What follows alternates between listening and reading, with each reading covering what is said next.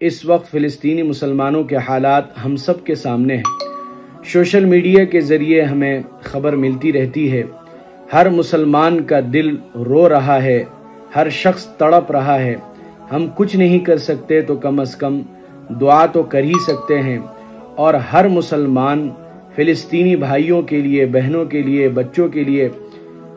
دعا کر رہے ہیں کہ یا اللہ ان مظلومین مسلمانوں کی خصوصی مدد و نصرت فرما، اور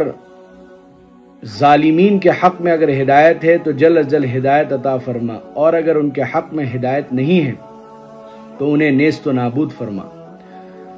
اللہ تبارک و تعالی کی حکمت اور مصلحت ہے، اور اللہ ہی اپنی حکمت اور مصلحت کو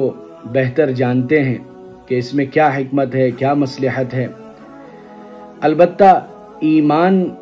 کی پہچان اور علامت تو یہی ہے کہ اگر دنیا کے کسی بھی کونے میں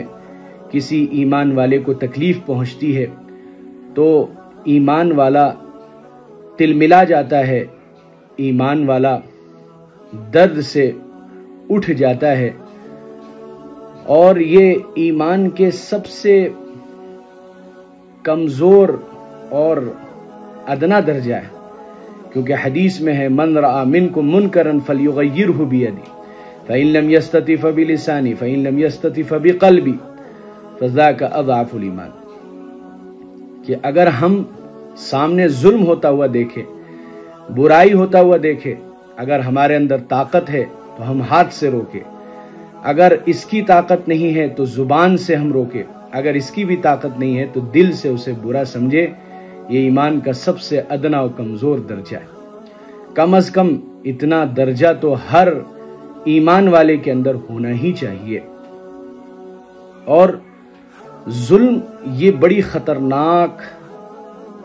بیماری ہے اور بڑی خطرناک چیز ہے۔ اللہ ہم سب کی حفاظت فرمائے، اور اللہ ان مظلومین کی مدد فرمائے کہ ایک حدیث میں ہے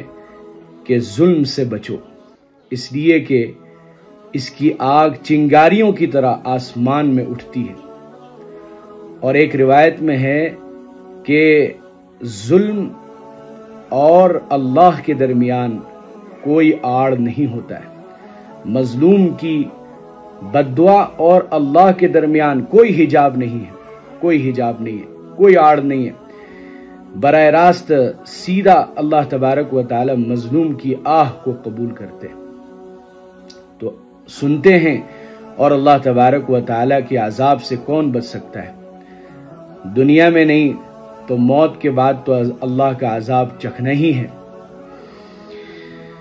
قرآن کریم میں اللہ تبارک و تعالی نے سورہ بروج میں ایک واقعہ ذکر کیا ہے کہ ایک ظالم بادشاہ ایمان والوں کو، سب کو، عورتوں کو، بچوں کو، مردوں کو، سب کو خندق کھود کر آگ جلا کر اس میں ڈال رہا تھا،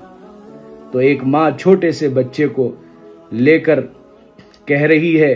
کہ میں کیسے اس معصوم بچے کو لے کر کود سکتی ہوں اس آگ میں، اس معصوم بچے کا کیا ہوگا؟ تو اللہ تعالیٰ نے اس معصوم بچے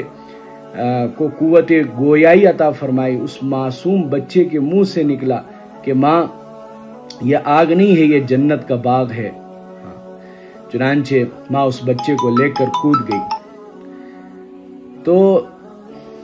یہاں اللہ تبارک و تعالی نے ان ظالموں کے بارے میں کہا ہے،